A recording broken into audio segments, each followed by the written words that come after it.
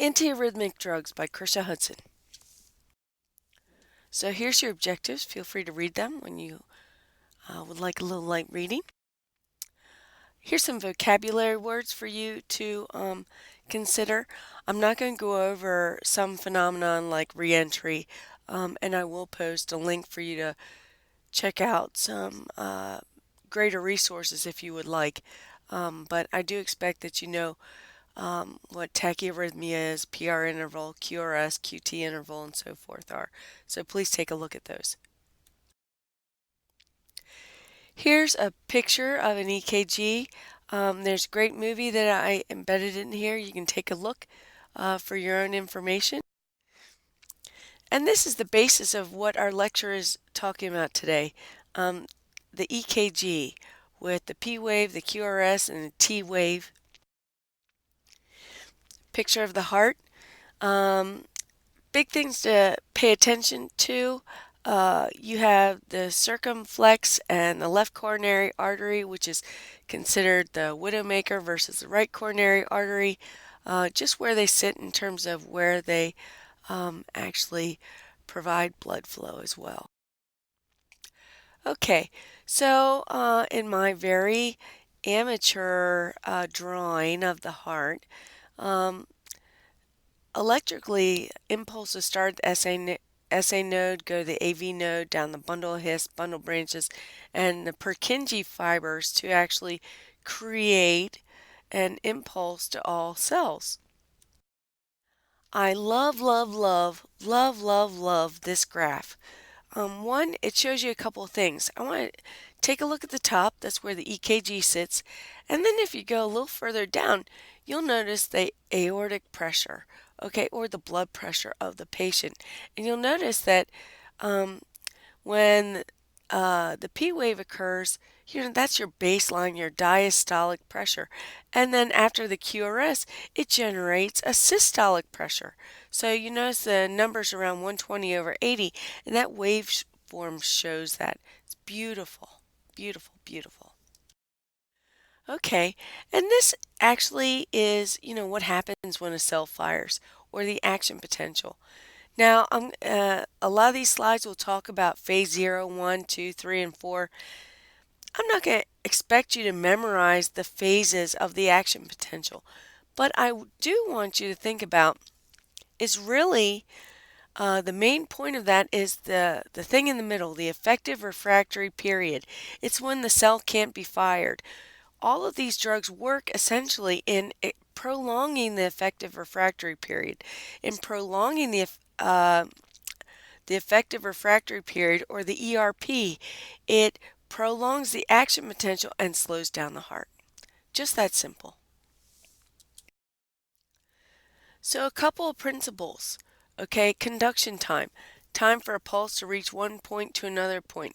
If the time increases, the velocity decreases. In other words, as the impulse goes from one cell to the next, it's longer, which slows down the heart.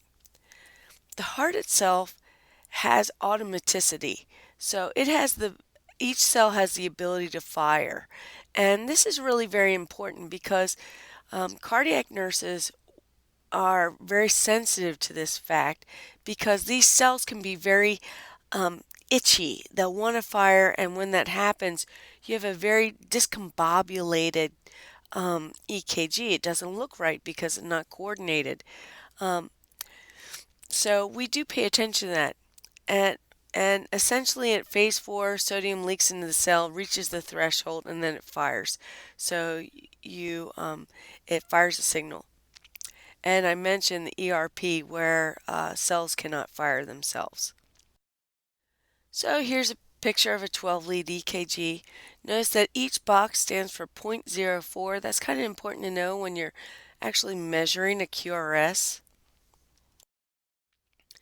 So quick summary of what you learned in pathophys. There are two basic causes for arrhythmias. One's that the impulse formation, there's an issue, and two with conduction. We'll talk a little bit about them. So with impulse formation, You can have SA node automaticity. These are the two basic kinds. I'm sure when you become a cardiologist, you'll find something else. So if you have slow SA node automaticity, like with digitoxicity, that will slow down your heart rate because your SA goes to your AV node. Or it can be fast, like with sinus tachycardia. Really, we watch patients and their max heart rate, this is just a guide, it should be 200 minus their age. So someone who's 80 shouldn't have a heart rate above 120. The other uh, thing that can happen is you can have an abnormal pacemaker. So it's an ectopic foci other than the SA node. So any cell has the ability to generate an impulse. So if a cell gets irritated, like if a patient's hypokalemic, they may generate its own impulse. And then what you have is a very disjointed, um, disorganized impulse through the heart, and a very uncoordinated contraction of that heart. So that contraction is slower and it looks like a PVC. Okay, it's wider. Um, so you have PVCs in response to an abnormal pacemaker. You can have this normally, it can be in 80% of the population. PVCs, we don't like them because the QRS is wider. And when you have a QRS that's wider or slower, okay, um, you have less blood that's pumping out. So someone's blood pressure will not normally drop with a PVC. If you watch on a heart rate monitor, it has an arterial line right next to it. With each PVC, the blood pressure will drop. Okay? So if you have sustained PVC, something like VTAC, you have a blood pressure that'll precipitously drop until you get VFib. So we don't really like abnormal impulse formation. Here's a good example of VTAC. Okay, here's a PVC. See the widened QRS? Okay, then you can have abnormal conduction as well. So a good example of this is reentry.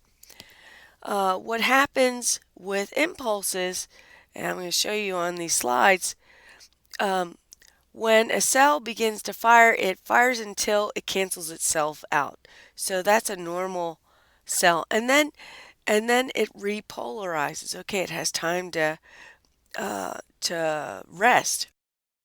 With reentry, what happens? You have some sort of damage.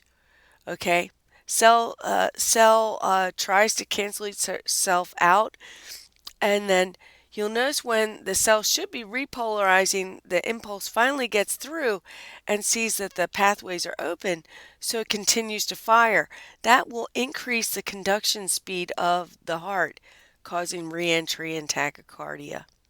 You can take a look at, I put a link in there for you to take a look.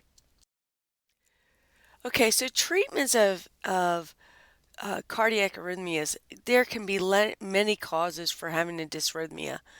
The big thing is that any of these drugs can actually cause a dysrhythmia. So even though we're here to treat them, these can also cause dysrhythmias. So the goals generally differ. Primarily, when you're looking at some sort of cardiac issue, we really want to treat the underlying cause if at all possible. So simple things you can treat are electrolytes. Other things you want to do is prevent dysrhythmias and suppress them if at all possible. So the main outcomes are very simple. We want decreased automaticity and decreased speed of conduction and decreased reentry. So really we're basically talking about in this one module treating tachyarrhythmias, okay? So electrolytes, um, if patients' electrolytes are out of balance, that's the first thing that we'll try and treat. So knowing someone's magnesium, calcium, and potassium is super important. So let's talk about the drug classes. The first one we're going to address is quinidine. Quinidine originates from some tree, the bark of a tree. Basically, therapeutics are for supraventricular and ventricular arrhythmias. It blocks sodium channels and it depresses phase zero. Remember, I didn't say you had to memorize that. The phases where it works is just FYI information only. It prolongs the effective refractory period by suppressing reentry and suppressing ectopic foci. Um, the main gist of this is what happens. Conduction slowed through the atria, ventricles, and the His Purkinje system by blocking those sodium channels, and it delays repolarization by blocking potassium channels. Because of this main action, you really want to watch the QRS and QT because it'll prolong it. Adverse effects. So, as a nursing student, your clinical instructor is going to say, what's an adverse effect of this drug? And I know when I was a nursing student, I'd say nausea and vomiting, diarrhea. Well, honest Abe, this is the one drug you can truly say it. It does cause nausea, vomiting, diarrhea. It does cause diarrhea in 33% of the population. It can cause synchronism, which is deafness and ringing in the ears. It can cause arrhythmia. We're going to talk about this. Hypotension. Big thing is that it comes in two different salts and the doses differ. It can be given PO, IM, and IV. So quinidine has adverse effects that I wanted to separate from the other ones. Primarily, if someone becomes toxic, you're going to slow the heart rate down too much. Okay, so heart block would be an expected finding with cardiotoxicity. Before that, you would probably have a widened QRS, obviously, but it can cause other things. It can cause ventricular flutter, VFib, torsade de pointes as well, and you can potentially have increased PVCs. This drug has a lot of drug-drug interactions. It's like warfarin, and in fact, quinidine can double digoxin levels. It's an inhibitor of P450 2D6.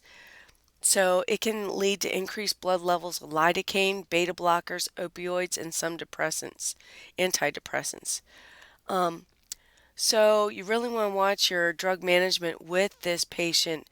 Nursing management wise, it's mostly going to be cardiac related. So you're going to watch the EKG, you're going to map out the EKG, especially mapping out the QRS every couple of hours. Anyone who's on IV quinidine will definitely be on hemodynamic monitoring. You're going to be watching for heart block, any increased QRS, dig toxicity, so you'll be looking for a decreased apical heart rate less than 60, and this can worsen heart failure because essentially you're slowing down a heart. Because of its GI effects, you can give with food. So quinidine, there you go. The next drug is lidocaine or xylocaine. This is usually given for ventricular arrhythmias. It can be also a local anesthetic. Method of action, it depresses phase 0 and weakens phase 4 depolarization. Essentially, it does this. It blocks sodium channels and decreases conduction through the atria, ventricles, and His Purkinje system, sort of like quinidine. The big thing about this, it leads to decreased excitability and automaticity as well. Lidocaine, because it has some anesthetic properties, is used in emergent situations. And this is kind of useful information to know. It comes in many different forms. You can give it IV, IM, subcutaneous, and down an ETT tube. Okay, it has a very narrow therapeutic index, so you really want to obtain levels if they're on a drip, and greater than 6 mics per mil is toxicity. Not for the test, but when you bolus it, usually it comes in 50 milligrams, and the onset is super fast. So this is kind of cool. The onset can be between 45 and 90 seconds and last like 10 to 20 minutes. Adverse effects, really, you're going to be looking for toxicities. Here's the key. Now, I put the therapeutic range there for you, but here's what I want you to know. With lidocaine, toxicities fall in a head-to-toe arrangement. So if you don't pick it up, it continues to progress. So you'll have a normally pretty alert guy, and then they start getting a little confused, okay? A little agitated, maybe. Maybe they even slur their speech. If you miss any of that, it will progress, and you'll see respiratory depression. That would be bad. And then if you miss respiratory depression, then they usually have cardiotoxicity where they have bradycardia, hypotension, and cardiac arrest. So usually head to toe, starting with the head. So anyone who's normal and then starts seeing pink elephants on the wall, you immediately consider that they might be lidocaine toxic. Contraindications should make sense. You're not going to give someone something that's going to slow down the heart if they already have a bradyarrhythmia, like AV block or bradycardia. When you're giving it IV, usually give it in repeated boluses, and you really want to switch to an antiarrhythmic as soon as possible orally. Anyone who's on lidocaine should be on hemodynamic monitoring, and I mean an ART line. Um, uh, so you want an arterial line in them, and uh, they should, definitely just have one nurse. You're going to be looking at the EKG as well, the PDAR and interval and QRS. And this drug has drug interactions. Lidoquinidine actually causes increased blood levels of lidocaine. Okay, so let's look at propranolol. It's the prototype for your class 2 drugs in your book, and they actually have this in NCLEX. It is non-selective, which means it blocks for both beta 1 and beta 2 issues, okay?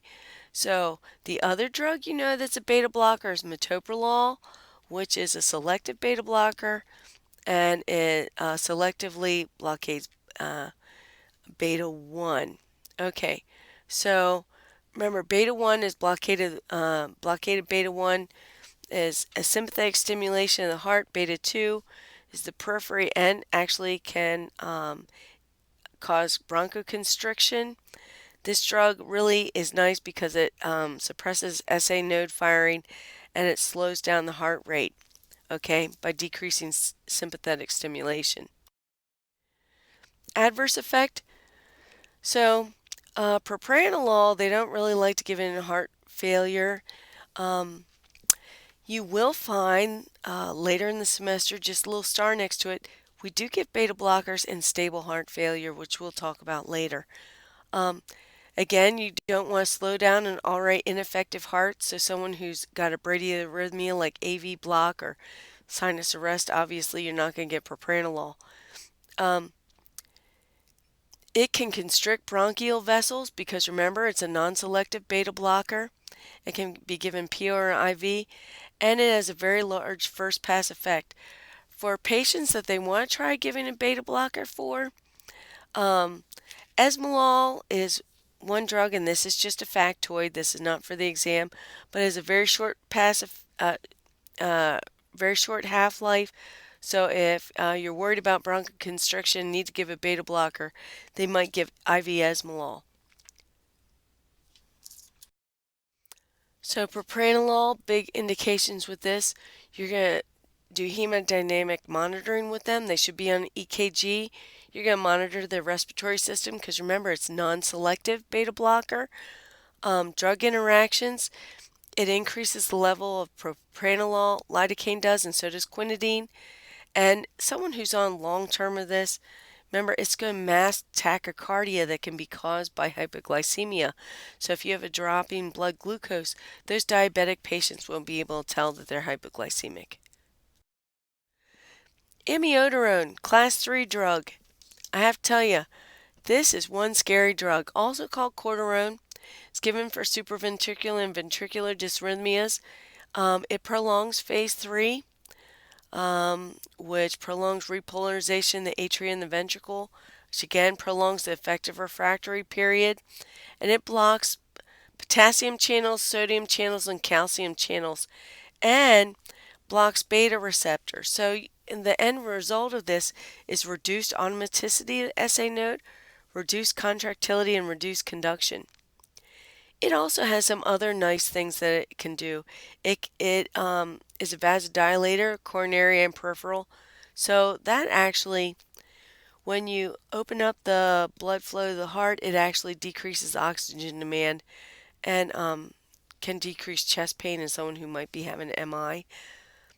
The big thing, and you got to put a star next to this. If there's anything you remember in this lecture besides the toxicities, the half-life of amiodarone is huge, 25 to 110 days. Huge. Pharmacokinetics is highly protein bound, lipid soluble, and it's metabolized by the P453A4 enzyme to to a chemical which acts very similar to amiodarone. So it sticks around longer. It's excreted by the bile, and IV and oral administration doses are drastically different in this drug. Common adverse effects. So you can have malaise and lethargy, which you find in a lot of people. GI adverse effects happen with 25% of the people. So for those on PO, you can give it with food. Big thing about amiodarone is that it acts very similarly to Synthroid.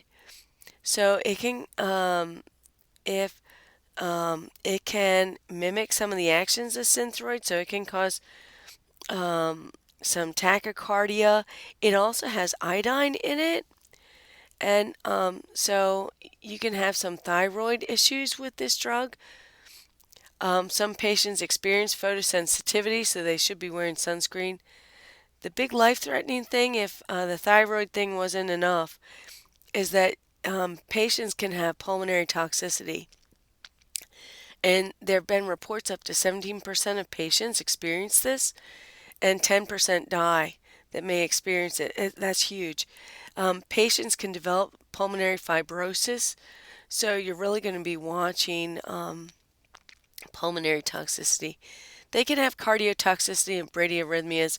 It is metabolized in the liver, so liver toxicity is something you watch as well.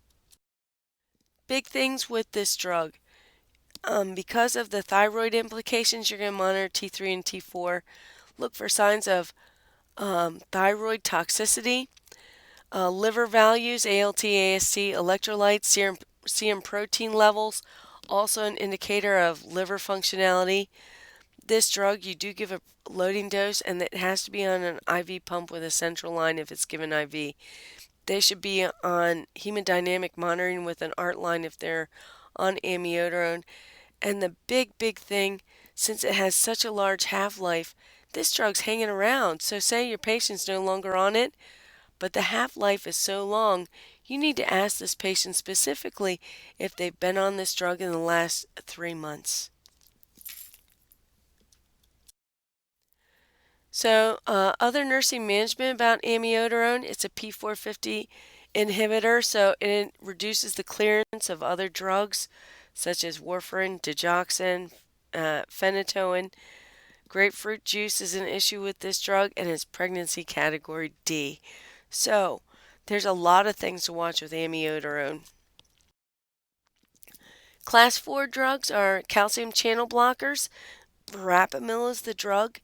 Calin is the trade name.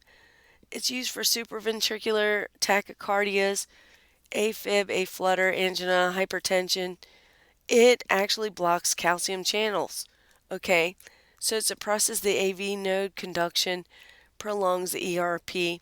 It also has some other great actions in that it dilates the coronary and peripheral arterioles. So what does that mean?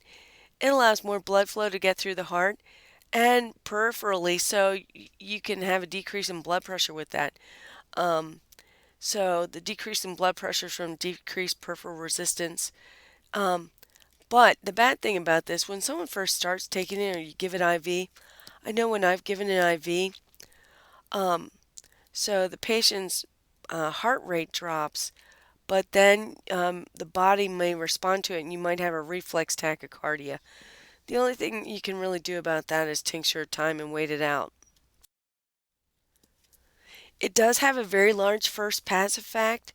PO dose is going to be very different than IV. Toxicity is going to make sense. It's going to slow the heart rate down by prolonging the ERP, so you'll see bradycardia, maybe AV blockade. That's definitely cardiotoxicity. Hypotension can happen. Heart failure can happen with this drug. Remember, if you slow an already ineffective heart down, you can cause heart failure. So in heart failure, you'll be looking for pulmonary edema. But the most common adverse effect, honestly, is constipation.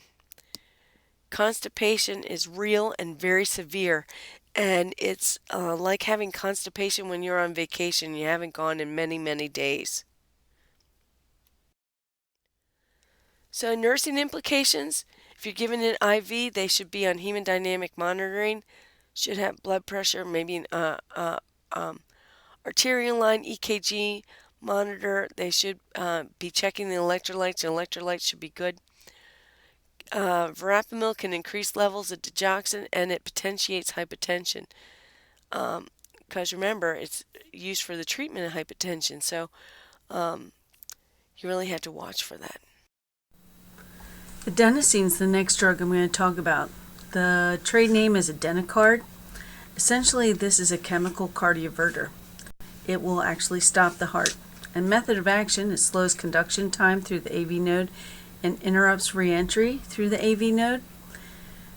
We use this for SVT and other tachycardias. Adverse effects make sense. If you're essentially stopping the heart, hypotension, facial flushing, dyspnea, headache, and chest discomfort all make sense. It is incredibly scary. Short half-life, 1.5 to 10 seconds. And as a nurse, we really should be giving this through a central line. Patients should be on a 12-lead EKG monitor. You should have the cart sitting right outside the bed. And generally this is administered by a prescriber. So the next drug class we're going to look at are cardiac glycosides. Digoxin is the name. A lot of your patients are on this. Method of action, it decreases conduction through the AV node and it decreases automaticity through the SA node. How it works through the AV nodes, important to note. 1, it directly depresses the AV node, and 2, it works in the CNS to increase vagal impulses. Because it inhibits both action at the AV and SA node, there's increased automaticity throughout the Purkinje fibers. This can lead to an ectopic foci sometimes, and we'll talk about that later. The use for DIG is for supraventricular dysrhythmias, so dysrhythmias happening above the ventricles like AFib and aflutter.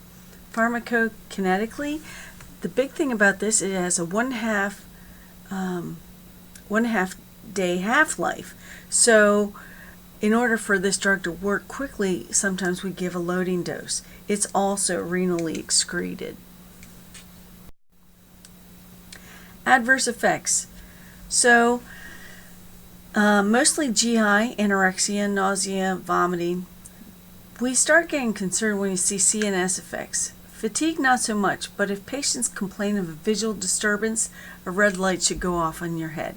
They describe this experience to be similar to that of when you swim in a pool and your eyes are irritated by chlorine and you see yellow halos around objects. The yellow halo is what most patients describe. If you don't pick up those adverse effects, patients can have cardiotoxicity. It can either be a fast beating heart like ventricular tachycardia or VFib, or a bradycardia like AV block. When giving DIG, we're pretty cautious. Number 1, it has a narrow therapeutic range, so things can affect it one way or the other. With a low potassium, you can have DIG toxicity, even if the DIG levels are normal in the blood. So we watch the potassium very, very closely.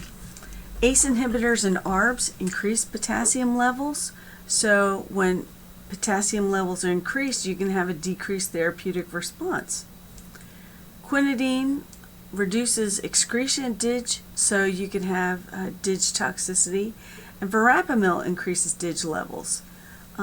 Plus, verapamil suppresses myocardial contractility, so you can have decreasing effectiveness of this drug.